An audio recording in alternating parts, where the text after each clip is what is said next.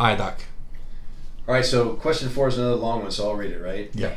Hey guys, big fan of the show. Thank you. I've got a question my test doctor hasn't got an answer for. And I don't think I've heard you guys talk about this.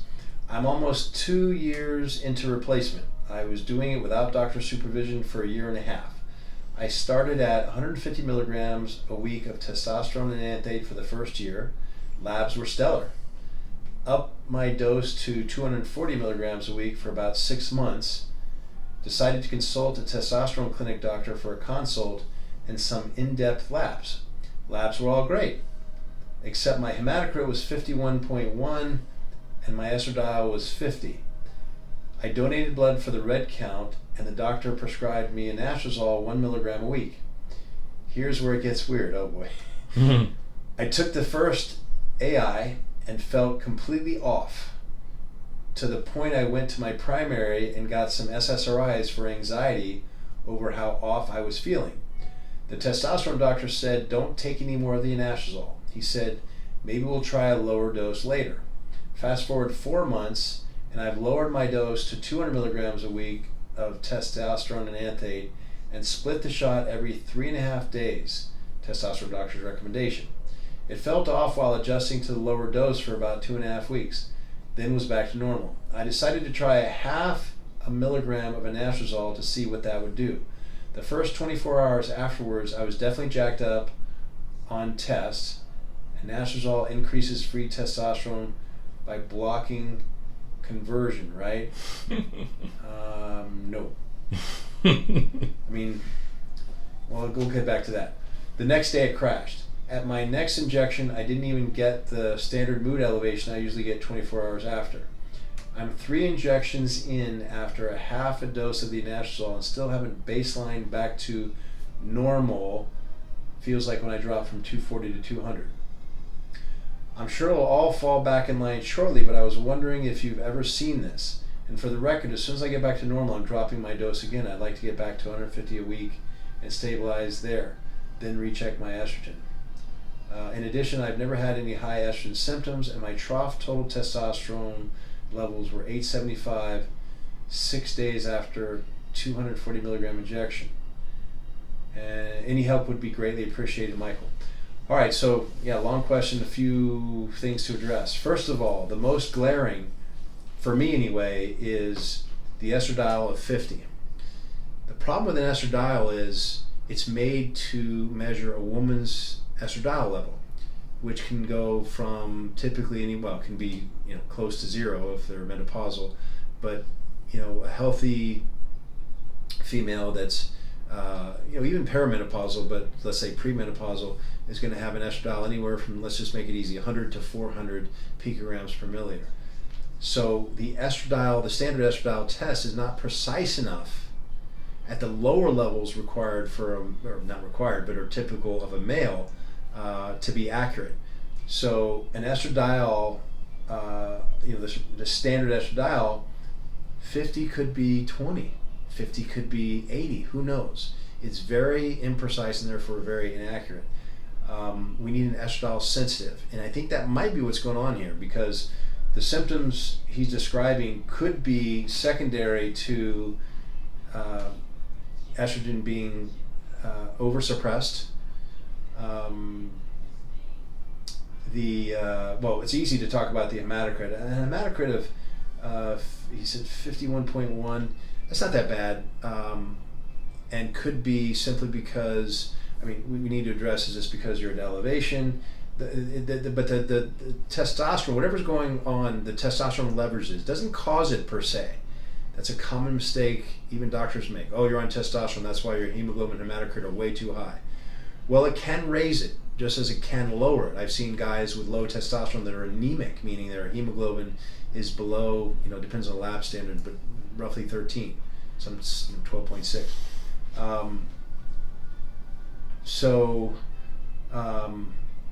It'll leverage what's going on. Oftentimes, it allows us to find out someone's got sleep apnea. So they're not breathing well in their sleep. They're going into oxygen debt. All the mechanisms kick in, like just as though you're training in your sleep to make more oxygen carrying capacity. The red blood cells which comes into the hematocrit percentage and the hemoglobin, the oxygen carrying capacity, right? So again, the testosterone will leverage that effect. If you're at altitude, you're already sort of training in your sleep because you're in an oxygen, not debt, but you're in a non-rich oxygen environment. So these numbers can come up just by adding the testosterone. I don't think that's his concern, and certainly that wouldn't be a reason for your feeling off a hematocrit of 51.1%.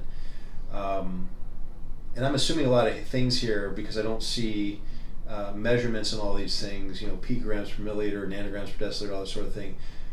A testosterone total of, I'm assuming, 875 nanograms per deciliter.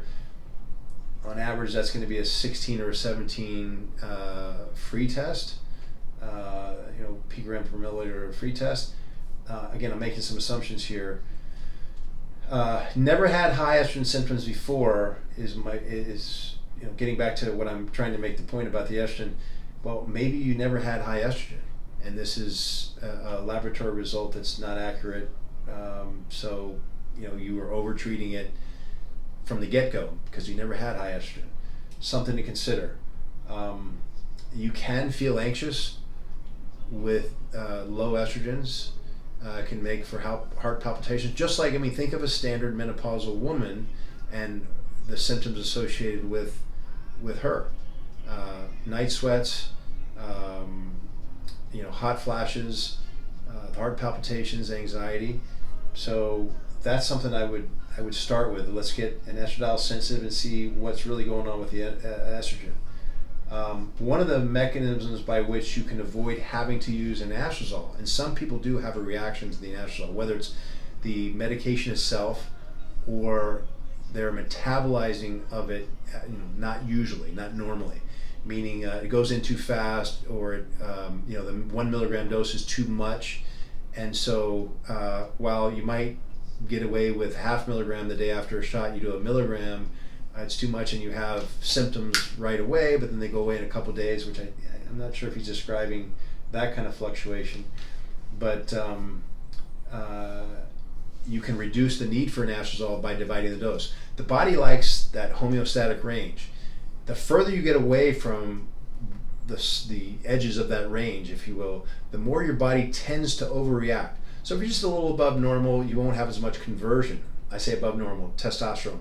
You won't have as much conversion to estrogen as if you were, 3 times normal, right? So one smart way of adjusting the dose of anastrozole downward if it's required and if it's being used is to break up the dose. It means one more invasive procedure. Granted, it's just a shot, but it's also literally sometimes a pain in the rear. But I think that's a smart move if we're trying to use less anastrozole or try and exclude that from part of the differential diagnosis to what might be causing the problem. You could also try using just a serum, good old tamoxifen, and see if it's truly an issue with anastrozole, the medication itself, or the reaction to its effect, because it's a totally different mechanism. You're not going to block the conversion, you're just going to block at the receptor with tamoxifen. So a couple things you can do to try and tease out what's really going on here. The dosing of the testosterone, that's really more of a factor of, and I know it's getting confounded by the use of anastrozole or whatever we're going to use to block the estrogen, but how are you feeling? Again, you can tell me your total testosterone is 875 or 450. I don't know what that means, except in conjunction with how you feeling first and foremost. Again, you always treat people, not numbers. Yeah. But so again, I apologize. I can't do a better job with these questions, but I need more answers to questions. Yeah. Need more, and this is supposed to be general anyway. But I want to give you as much detail, avenues to pursue anyway as I can, without going too many ifs and what ifs and all that kind of stuff. Yeah. Did I miss anything in the question though? No, I think that was good. Okay. Yeah. So I would pursue, the easiest one to pursue is starting with the estradiol sensitive testing and see really what's going on with the estrogen. Maybe floating estrogen up higher than what would be my preference. Oh, I said we get back to testosterone. Yeah, technically speaking, obviously if you're blocking the conversion from testosterone into estrogen, you're going to have you're going to be sparing some testosterone, right? Which is one of the great ideas, I think, behind using an aromatase inhibitor. Instead of letting it convert and then just blocking at the receptor, which is what tamoxifen use would be doing, right? So technically, yeah, you're going to spare more testosterone, but not necessarily free.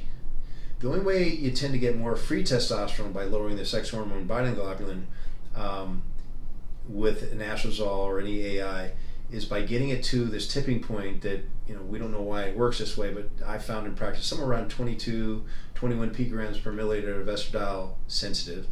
All of a sudden, the free T rises, sex hormone binding globulin drops. So if you got it low enough, yes, that's one of the mechanisms by which usually you can raise your free T, but that way, not some other way, which I think is being applied here. Yeah. Okay, I think I hit it all. Yep, that's good. All right. Thanks, Doc.